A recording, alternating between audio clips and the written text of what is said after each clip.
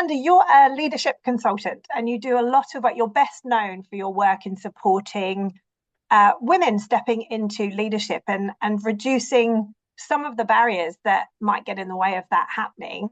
You and I have known each other for some time now, and there's some really good intersections, which is why I'm so excited to have this conversation with you. Do you want to just say a little bit about the work you do, and we'll take it from there? Yeah, I mean that you probably just summed it up. That's my cocktail pitch is I work with organizations to remove the barriers for women into leadership roles. And a lot of my work is driven by research because what I've noticed over the past couple of decades in particular is a lot of the initiatives that workplaces take up to support women into leadership are often more often based on what's popular rather than what's worked. And so kind of the unique thing about what I do is use research and data and insights to look at what are the things that are going to have the most impact for workplaces. And so my work involves talking, raising awareness around what the challenges are, because there are a lot of people who don't know what they don't know and have good intentions around wanting to support women, but actually don't know what the problem is. And so that's one of the first things I do is talk to them about this is the problem that we still have. This is why it continues to be an issue. And this is your role in shifting it. And so that's one of the things that I do.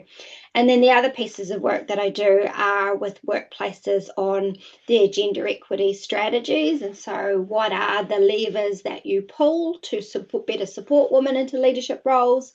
And part of that too, this is a new product that I'm working on, is gender equity audits. And I've done them before, but I'm working on this new product that helps workplaces better understand the things or the gaps and opportunities within their specific context and the things that are going to have the most positive impact for their women to progress into leadership roles. So that's a little bit of a summary of what are the different things that I do.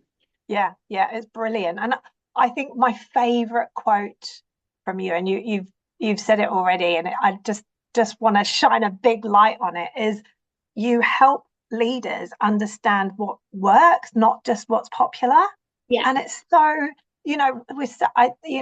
we're so quick to jump to, well, what's everyone else doing? And that's Yeah. okay, right? It's not that that's wrong. It's just that it's not necessarily going to get you where you want to be. And I No, love how you're so evidence-based and your depth of research helps us understand which, like, if I pull this lever, I'm more likely to get the result I'm looking for, rather than I'll just pull all of them and see what happens. Yeah, because it also depends on where the organization is at on their journey too, like what's going to make the biggest difference now. Like, for example, I was talking to a workplace last week and they're in engineering and industry and like on the tools, basically, like um, frontline workers. And so they're at the very beginning of their stages of their journey, and they've got a lot of workers who don't really even understand what the issue is or why they should have more women coming in on the tools. Yeah, So it's also identifying, okay, what are the things that are going to make the biggest difference there, like over here rather than over here, because you might yeah, borrow something from someone else, but it might not meet you where you're at. And so I think that's really exactly. important to acknowledge as well. Yeah, I agree. I mean, that's such a good example, right? Kind of taking construction or one of those industries. When leaders or exec come to you, what questions are they typically asking? One of the big questions I've had, particularly because I've been doing this work a few years now, is what do we actually do about it? Like, Mm. cool, we know what the problem is, we know what our data looks like. Where do we start? What is the thing that we actually do about this? And why do they care? Like, without sounding callous, that like, what is it about getting more women into leadership that, aside from it being the right thing to do, what else drives them? Yeah, I mean, there's a couple of different things that and I'll be blunt about the analysis of this, by the way, because we'd like to think, oh, you're doing it because it's the right thing to do or something like that. There's two things I generally notice, and business leaders might not admit this, but you can kind of read between the lines. The first one is that they usually have daughters who are, going to university or thinking about their careers. And so it becomes really topical for them, because then they start looking around and going, okay, what opportunities are available for my daughters?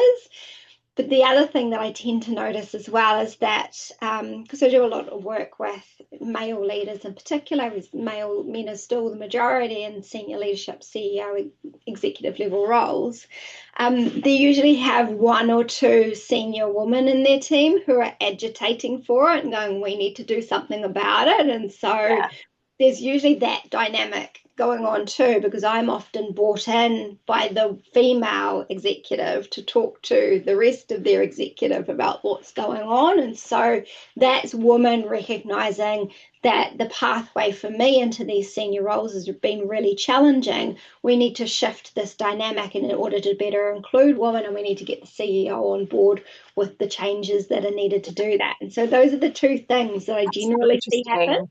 Yeah. And I know that there's been research into, and certainly lots of stories I've heard, I'm sure you have, that it's quite exhausting for someone to be the only woman in the room. Yeah. Right. And so it sounds to me like quite often you're the second woman in the room to come and build that sense of team and a shared agenda around this, rather than it being the woman that has to represent all women. From that perspective, that decision-making perspective.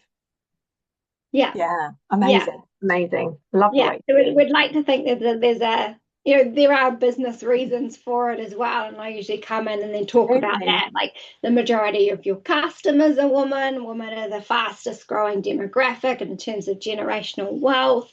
Your products and services aren't actually designed for the women who are your customers. We need more women to get better, different perspectives, to make better decisions, like all of those sorts of things. Like the business case is already there, but that's actually seldom the reason that people bring me in. Yeah, that's so interesting, isn't it? That's so interesting. I love that. I love your observations as well. So recently you've just released a fantastic piece of research, your Women in Leadership Insights to Impact 2026. Yay, there it is. I've got a copy right here. Very limited amount of printed versions. Oh, that is so good. And this is the second year running, right, that you've conducted the same piece of research. And I love how you pull out of that the top four factors that really make the difference. Do you want to quickly just explain what those top four factors are that you've found consistently over the last couple of years? Yeah, so one of the questions I ask in this survey is what has had the most positive impact on your career into leadership? And the survey is designed to list all of the things that research, case studies, practice tell us, or we talk about as things that support women, or initiatives that workplaces are doing to support women. And I list all of those things and ask women, rank your top three factors, and then use that to create the top four. And in the last 2 years, so I did this survey last year. I had 212 participants, and then I did it again this year. I had 410 participants, and the four were the same. And I always asking people this question: what do you think the top four were? And then they guess, and then half the time they get it. They're not on the mark. But the top four factors again are supportive manager at 48%. Partner support at 36%. You'll like this one, flexible work arrangements at 36%, and leadership development programs at 32%. So those are the top things that women are saying have the most positive impact on their careers. And the survey is quite unique in that it's looking at what is already working and how do we amplify that rather than what's not working. I designed this survey because I've spent probably nearly a decade now researching this, and we know a lot about the problems women face, but we actually don't know a lot about the solutions. And so this was to address that gap and go, well, what are the solutions? Because the main question I get asked from senior leaders, and I've said this, is like, what do we actually do about this? We know what our numbers are doing. We know what the culture is. We know what's going on. That's if they do know what's going on. But what do we do? What's the initiative? Like, what's the fix for this? Yes. Yeah, exactly. And so with that top one, I mean, 48% saying that, in their top three, in their experience, supportive manager has been, one of the most important things for them stepping into leadership. I mean, I hear this all the time in my work as well, which, often is in relation to flexibility, right? Yeah. But it's so often, it depends who my manager is. Yeah. Yeah. Right. So, I mean, I know that from the perspective of creating the flexible work arrangements, which is, joint second this year. But I just want to zone in for a minute on the supportive manager because it's so far ahead of all the other factors. Do you have some, I don't know, descriptions of what a supportive manager looks and feels like? Yeah, so the question in the survey was pretty specific around this is someone who's aware of the barriers women face, actively working to provide opportunities for women and have the skills to have effective career conversations Yeah, with women. yeah, So I mean, these are things that aren't dissimilar from having a good manager, and you would probably find as well as that the manager who can have effective conversations about flexible work are also mhm, the same managers who can have effective conversations with women about their careers and are putting them forward for opportunities and things like that. yeah, yeah. And it sounds like what's expected of a supportive manager is that they're proactive rather Yeah. than just passive in the Yeah. way that they kind of provide that support, right? Sounds like Yeah. it's much more action oriented. Yeah, and the Yeah, interesting thing I find, because I talk to a lot of workplace leaders about this, and it's not that the intention's not there, and I think this is mm, really important to acknowledge.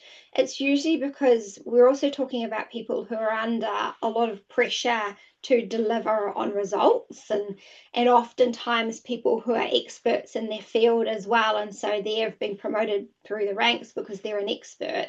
And so these are also people who have jobs on top of managing people. Like those are actually those can be quite distinct things, like the people leadership and the actual like do my job as yeah, well. And yeah, what tends to happen is that people get so overwhelmed with doing their job that the people leadership part can slip away. And so I'm highlighting that because it's a really important thing to acknowledge, because we can often come in with this and go, okay, we're going to do some training programs for our leaders on how to do career conversations and that kind of thing. But oftentimes we also need to look at, okay, how is that manager's job structured to give them yeah, the opportunities to have these sorts of conversations? And what is a priority for them? Like, what are they being rewarded on? How are they, are they even accountable for gender equity? And what's the motivation for them like? yeah, Um, there's a framework that I use when I do this work, and it's ability, motivation, and opportunity. So you have to, the people have to have the skills to have the mm, conversations, the awareness, know what sponsorship is and how to actively do it, but they also have to have, the time and space to do it. And, yes, it's got to be there's got to be something in it for them around like why would they do it. Some yes, people naturally have those things and they want to be great people leaders, but there's also a lot of great people leaders out there that want to do these things, but they're not necessarily enabled to do these things either. absolutely. And I think, you're spot on that so often we jump to training, but like you've pointed out, having the opportunity and the space to do it, that's about good job design, Yeah. isn't it? That's Yeah. not that's not about giving a manager who's already probably about 110, 120% of capacity. Yeah. It's not through lack of skill necessarily. It's through lack of space to do that thing Yeah. that has got crowded out by all the tasks that Yeah. they've got to do Yeah. from a delivery perspective. Yeah, Yeah. yeah, And if you look at we see this more often in organizations that, for example, law or financial services or consulting, that yeah, their roles are built around billable hours and how many billable hours do they mm, uh, do. If people leadership isn't included in those deliverables, then it can become a secondary thing. yeah, And so some of these things then fall away. And so I'm highlighting this because this is this isn't anything particularly special to gender equity and women. Yes. It's good leadership and good role design. And how do you set that up to enable leaders to support women into leadership roles? And Yeah. we look at that holistically. You can't just bolt in a training program and expect this to be solved. No, absolutely. I think you're spot on there. I mean, I'm noticing a lot of the work I'm doing. If I, particularly when I've just finished a 6-month pilot on a shorter work week, where, in exchange for finding at least 10% productivity gain, the team were given 1 day off a fortnight paid, right, Yeah, as a recharge day. And it's absolutely incredible how quickly in that pilot we saw the behaviour shift and the maturity change yeah, and the quality of interaction between colleagues and the ownership of yeah, delivery, right? Rather than this is my job, I'm going to do this, it became how do we create value for our clients together? yeah. It's Interesting. incredible. And Yeah, and I think to your point, it's about lining up the incentives of the business with the incentives of the people. yeah, It's kind of like what do we want the business to achieve, and how do we make sure that we're rewarding our people yeah, in alignment with that? And yeah. I mean, it's not shouldn't be that surprising, really, but No, it's it's it's not, but it's amazing also how quickly it does change behavior.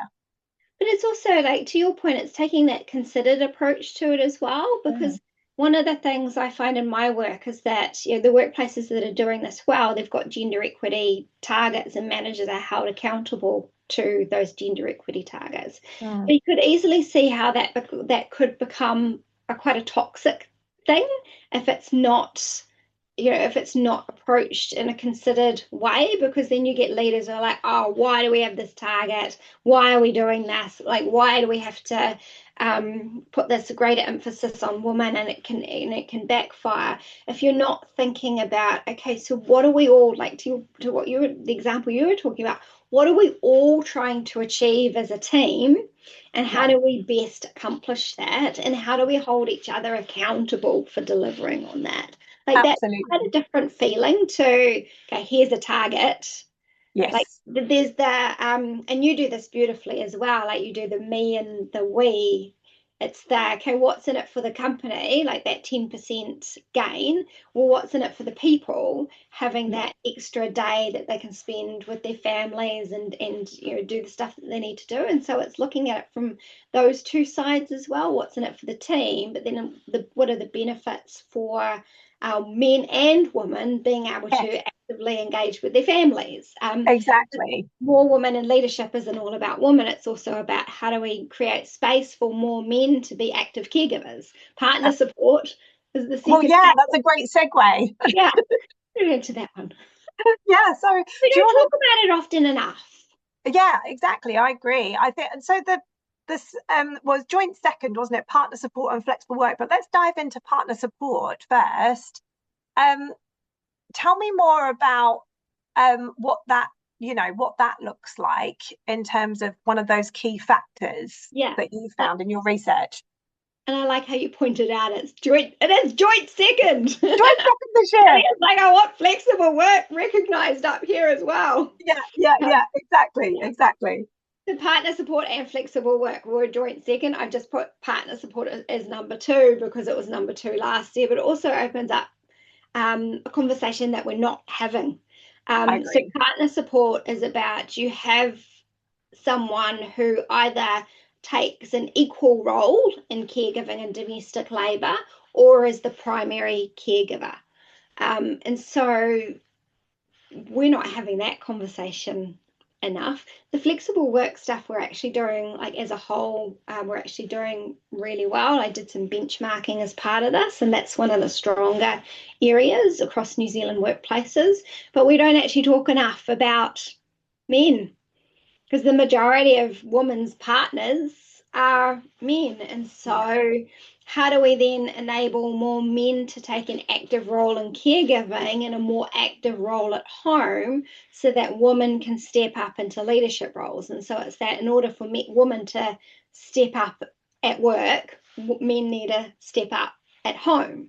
Yes, absolutely. And I think this is why I'm so delighted that partner support and flexible work are kind of neck and neck, because I think Yeah. together they're this virtuous cycle. Yeah.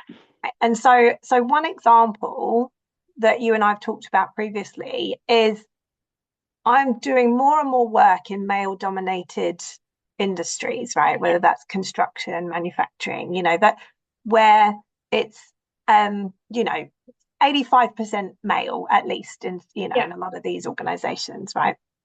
And what I'm noticing is talking to men, predominantly men, about flexible work, no one's ever asked them before. Yeah. And they're finally someone's asking them, and these stories that come out in terms of what they wish they could have, whether it's um, the ability to support a spouse who's going through some some healthcare issues, and they've run out of leave to be able to take them to their appointments, and so they're having to take unpaid leave and feeling really stressed about it. Heard stories like that. I've heard another story about someone who really wants to be able to coach his son's rugby team, Yeah. and was when he put a proposal together, he was laughed at, Yeah. by his manager, and it was a heartbreaking story that he was Yeah. sharing, right? And there are so many men like that who are desperate for the ability to be able to balance their life outside of work with their work responsibilities. They're not Yeah. trying to shirk anything, they just not being given the opportunity. And I think this is Yeah. so interesting to me, because it feels like the systems and structures that we've put in place that were designed for a different era, when Yeah. there was typically a caregiver at home that was the woman and the man went out to work.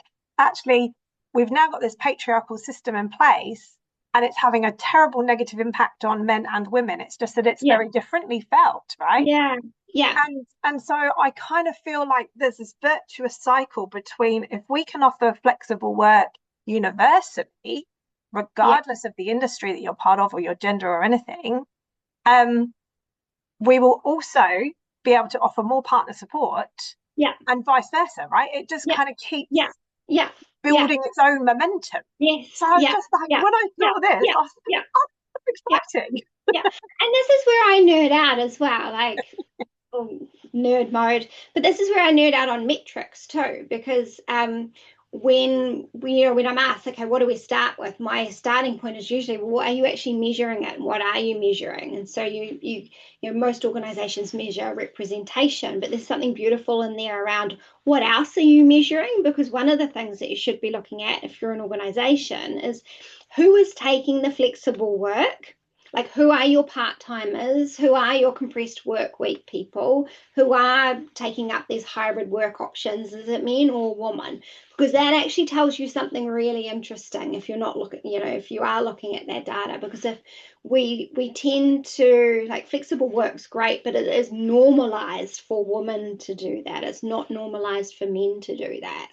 And if you're looking at that data, then that raises questions around, okay, well, how are we normalizing men to take up flexible work? And what are some of the things that we can do to encourage that, either through policy or manager awareness or role modeling and senior leadership teams? Like, how do we shift that? So again, that gives areas of focus for workplaces wanting to do this work, is to start looking at that data.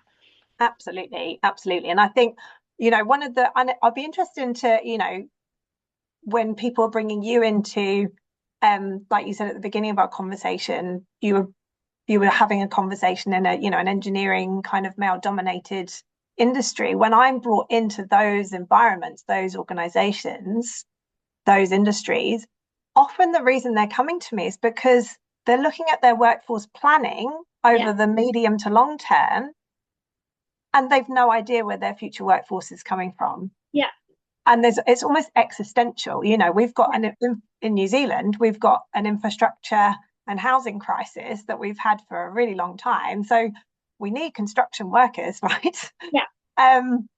But we've no idea where we're going to get them from. And when you talk to predominantly the men inside these organizations, they will openly say, if you ask them, I'm not recommending to my children to follow me into this industry, Yeah. because I don't want them working 60, 70-hour weeks and Yeah. exhausting themselves. I want them to have a better experience of work Yeah. than I've had. Yeah. So we're in a bit of a crisis with some of these industries that have stayed so rigid for too long, right? Yeah. What are you noticing when you talk to people in similar industries? Yeah, I would think, I mean, I'm probably in a slightly different space to you, but the thing I notice is that, I hear that, oh, we're trying to recruit women into these roles, but they don't want to. But to your point, like, why would they? Or we do get women into these roles and then they end up leaving. Like that's quite common as well. Um, there's some interesting data around university graduates, and if we think about professions like engineering is a good example. More women are coming out of the engineering degrees and going into engineering practices, but they're not staying in the pipeline for a variety of different reasons. And so there's that. Well, we're trying and we are recruiting them, but we either struggle to get them or they're not staying. And so, that question to you, back to what you were saying, is like, okay, so how are you enabling women to be able to navigate those environments? It's not just about caregiving, it's also around bias and how we treat women's experiences. Women have periods, like that looks different on a construction site. And so how are we enabling those sorts of things? What does PPE look like? What if she gets pregnant? Are you providing specialist PPE? Is it safe for pregnant women? Like there's all of these things Yeah, we're only just skimming the surface of some of this at the moment. So how are you creating these environments where women feel safe and supported to come into them? Because we yeah, can do the jobs, yeah, but we can't do the jobs if we don't have access to basic hygiene or clothes yes, that fit us or aren't subject to these blokey comments that yes, might have flown by like 20, 50 years ago, but don't actually, like, yeah, they were offensive then and they're still offensive now. But we're not addressing some of these things or thinking about yes, how they're yeah, excluding women in particular. And I love how absolutely. you're talking about, like, this is disadvantaging men as well. Even those senior leaders going, I don't want people, my kids following after me because this has been my experience. Well, what if we Yeah, could change that experience for them as well? We've got exactly. AI changing a whole lot of things around how people are working and learning. Like, there's a conversation that needs to be had around, well, how does this actually change the way we work, or are we just bolting this Yeah, in and doing the same thing that we've always done? exactly. And hoping for a different result, to your Yeah, point about yeah, recruiting and not retaining. So yeah, on that, I've got to the point now where I will very clearly say to my clients, stop recruiting, try and retain who you've yeah, got, and then yeah, recruitment will start taking care of itself. yeah, Because I think, to your point, like, and I've done it, HR professional of, going on 25 years, I'm guilty of doing it, right? It's really easy to set yourself up with a recruitment campaign. yeah, It's visual, it's flashy, you can put it on a Gantt chart yeah, at the beginning, a middle, and an end, yeah. and you can tick it off when you've achieved it and feel good about it, right? And then people may or may not notice that those very people that you spent all that time and money recruiting haven't really hung around very long, Yeah, depending yeah, on what you're measuring. yeah, However, if you do the hard work of retaining the few people you've got and actually getting them to help you design or redesign work, yeah, not just the women, but the whole workforce, right? yeah, Um, then you're actually creating what you're describing, which is the conditions for retaining and yeah, giving people that sense of, yeah, I can hang out here, I can do my work yeah, here, yeah. and then you don't need to worry, because then they'll go and they'll tell their mates about how it's got better. And And New then, Zealand is such a small place. It's exactly what happens. yeah, exactly. Or employers that have got a good reputation, they're not having to do these big flashy recruitment No, campaigns, right? no. It's just not necessary. And it addresses, so there's a really interesting trend I'm noticing, and I've noticed in my doctoral research and the conversations I've had since as well, and this applies to women in leadership in particular. there's a generation of women now going, if that's what leadership looks like, if that's what it takes, I don't want it. And Yeah. that's a really interesting space because, again, it speaks to that. Well, we're trying to recruit women into these roles, or we want women into these roles, but none of the women want to put their hands up for it. And I'm like, well, why do they not want to put their hands up? Because if your role model, if leadership looks and acts like this, like, Yep. why would she? Yep. Absolutely. Exactly. And I think, we're really there's so much more we can do, isn't there, to make that attractive for Yeah, people. yeah, I'm at the moment shaping up a job share pilot with one organization just to see if that really opens up some new possibilities for women in leadership and yeah, inside their organization. Like no one's doing job sharing in New Zealand, and you look across in other countries like the UK, for example, in the civil service there, since 2015, they've really yeah, targeted their talent management on offering job shares really proactively for people. yeah, To like you say, give people the conditions whereby they can stay yeah, and keep making progress. You know, yeah, yeah. um, And then you have that role modeling around, okay, here are yeah, some different options. Because the other thing that yeah, happens too is, just that this speaks to the retaining woman, is that, we can, because I talk to senior leaders and they're like, oh yeah, well, we asked her what she needed and she didn't, we don't know what she needs. It's like, I think when you ask women that question, like, how can I help you? What do you need? It's almost like, I don't know, when people ask me that question, I'm like, I don't know. I just want you to read my mind and tell me some options, or just like think of something, because what you're doing right now is giving me another thing to think about, and I don't want to do that. And when yeah, we're talking about, particularly for women when we become mothers, and there's a whole lot of things that go on.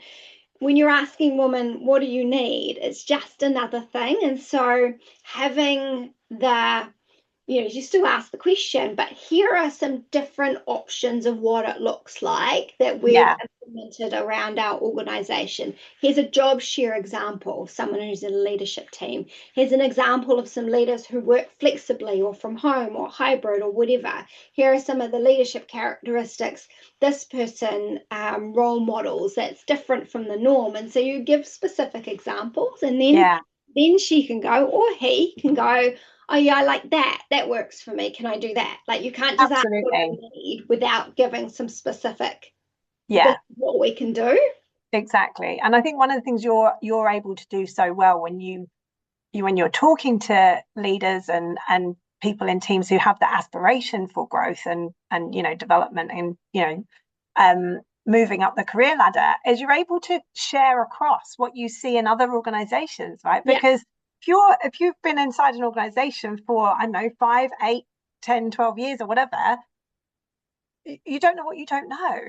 yeah, And so being able to share examples that are relevant but different from yeah, outside can be really, it just takes that pressure off, doesn't it? yeah, Yeah, yeah, yeah, yeah. And also exactly. contextualizing that as well, because Mm, I think we've got to be really careful of going, okay, this is what's popular, or this is what so and so is doing, without thinking through, what does this actually mean in this context, where this workplace is at, and what's going to be the biggest difference here.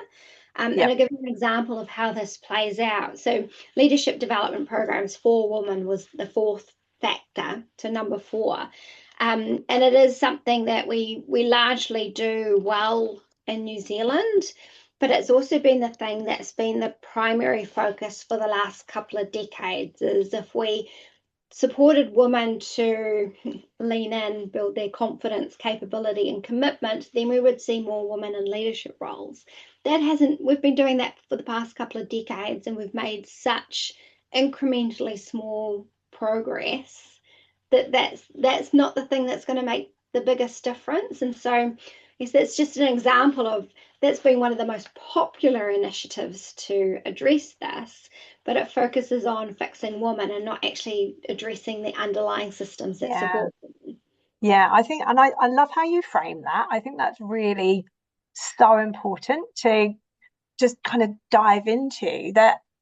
And so it's what you're saying is like leadership development programs that they're necessary, but they're Yeah, not sufficient, right? That on their no, own, they're not going to make the biggest difference, that you yeah, need these other um, less tangible, more, kind of tacit thing, yeah, kind of things that people can rely on, rather than just, oh, well, I've got this toolkit now. And so off I yeah, go, I'll go and lead. It's kind of like, yeah, well, actually, if the conditions and the environment that I'm in hasn't altered, yeah, I'm now more frustrated because you've invested in me, but I can't give you that return and I can't yeah.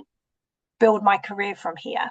Yeah, yeah. Yeah. It's a little catchphrase that I use quite often, and it's women don't need fixing, the system does. But women Yeah. still need support within that system. And so I think that just captured, right, women still need the support and that capability development, but we actually need to look at what is the culture that women are going into. Because one of the things I noticed, and one of my research participants, she summed this up. So she was talking about her female CEO. It was such a great quote. She said, it's like she's broken the glass ceiling and she expects us to crawl over the broken glass. Oh, It's quite visceral, right? yeah. But it's that idea of we have seen some advances of women into leadership roles, but playing the game and almost assimilating to the characteristics at that level rather than considering what are the different perspectives and different experiences and how can they be better supported in leadership. And it's that dynamic that is creating the woman looking up and going, if that's what it takes, if that's what it looks like, I don't want to do it. Yeah. That's so interesting, isn't it? I think there's that mindset often, isn't it? It's like, well, I did it the hard way, so you're going to Yeah, have to do that too, rather than yeah, I did it a really hard way. We don't need it to be that hard anymore. yeah, yeah, Yeah. yeah. And it is Yeah. quite it is a mindset shift. And I got into this discussion with Claude about it. So Claude, the AI tool, one day it was deeply philosophical with an AI. But I was like, why do we still come up against this? And I hadn't thought about it this way. And Claude said to me, like, it's often women are progressing through these ranks and it becomes part of their identity and they don't see it anymore. And because I've seen this in some of the work I've done with senior women and them saying, we don't have a gender issue here. As long as you can navigate the masculine work environment, you can have a career. And I'm Mm, just like, we don't have a gender issue as long as you navigate the masculine work environment. Do you see the contradiction? And they're like, no, you can yeah. have a career. You just need to suck it up, buttercup. Yeah, exactly. You just got to take a concrete pill. Yeah, but it's this really interesting thing that it's like they don't see it. And I'm careful about, or I try and be careful about blaming women for that because Yeah. you know, we've gotten to, and when I've done this throughout my career as well, I've gotten to the point in my career by playing the game with the rules that exist. And you Exactly. can only change those rules when you're in a position of power to try and influence them. Yes, Um, absolutely. so you also that navigation gets wrapped up in your identity as well. I mean, I find myself doing this sometimes with I teach students now, and it's like I see some of the things that they say, and I have to catch myself and go, Mm. not say, okay, come on, like you big. Yeah, The yeah. world is a bit Reality check. harder than that. Yeah, Like, yeah.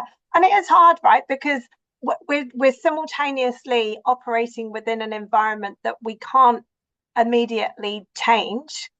There are systems and structures in place that we have to navigate day to day to earn a living and to, kind of keep turning up to work every day and supporting your family or whatever it is you need to yeah, do on that pragmatic level, while simultaneously agitating for, yeah, kind of reshaping that very yeah, system so that it doesn't stay fixed in the way it currently is. yeah, yeah. That can feel quite tough, can't it, Yeah, at and times? it's Yeah. quite a risky thing to do as well. And Yep. and you're putting your neck out and challenging things. I find that in the work I do too. I mean, even this morning I was thinking about writing a social media post and I was like, oh, do I really want to say that?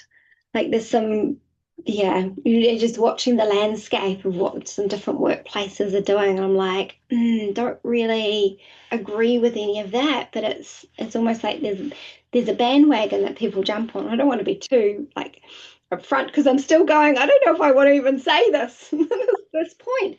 But you need to stick your neck out and challenge some of these things, but it Yeah. can feel quite risky. I mean, Yes. as someone navigating building a business that helps workplaces in this space, there are a lot of things that I question. I still don't question publicly because Yeah. it's that balance of bringing people along without pushing people too far out of their comfort zone. I mean, human. Absolutely. And I think to your point about women who have navigated their way through to senior leadership in an environment that has been really, really hard on them, and Yeah, they've sort of done a if you can't beat them, join them kind of thing. yeah, And I think to your point, it's there's no point judging that choice, right? Because it's been made out of necessity yeah, or, kind of, well, I've tried everything else and this seems to be the only thing that worked. And so I think you're right that sometimes when we're looking to kind of evolve the system so that it works better for more people, yeah, we want to, like you say, we want to build a very broad community that can participate in reshaping that, rather than some people feeling, oh well, I'm just going to get judged if I kind of try and join in yeah, that conversation. So I completely get what you're saying, yeah. And yeah, also they've got some really valid concerns, right? It's often, I find in my work often if someone's anti, creating an environment of, say, more flexibility, for example, it's often because they've been burnt before, and the delivery's fallen over because it's all got a bit too, fallen into a culture of entitlement, and that wasn't yeah, healthy, and so yeah, you can kind of see how they've got there, even yeah, though it's not the place to yeah, end, you yeah. need to take them somewhere new. Yeah, yeah, Yeah, and that's the iteration that we go through, right? Is yeah, the yeah, what is your experience been? Well, how do we iterate that to do better at it? What do you learn yeah. from that? What can you apply, and so that we can actually shift things. Absolutely, absolutely. Oh, Amanda, this is it's so good to talk to That's you. a good Thank you so conversation. much. You're If welcome. people want to do some work with you, what kind of work do you do typically with leaders? So I do talks, I do strategy development sessions, and I do the gender equity audits. So that's coming in and looking at where are you, what does all your data say, doing focus groups, and then plotting where you're at, what your opportunities are, and giving you a roadmap to address representation and pay gaps. Brilliant. And they can do that then with the confidence, right? That you've actually identified the right things, Yeah, not just like you said, the popular things. Yeah. yeah, Yeah. yeah. And that's where the That's survey great. data comes in as well, as to Yeah. what are the Yeah. things we need to focus Yeah. on will make a difference. Yeah. Brilliant. Well, I love your work. And how can people find you? Through best way is through my website, which is dramandasterling.com, the Sterling with an E. And they can also download a copy of the Women in Leadership Insights to Impact report. It's hard copy, Excellent. not a hard copy, an electronic version. Yes, yes, exactly. Very environmentally friendly of you. Yes. Yeah. Well, All lovely right. talking to you, Gillian. Thanks so much Yeah. for having me. All right. Absolute pleasure. Thanks, Amanda. See you soon.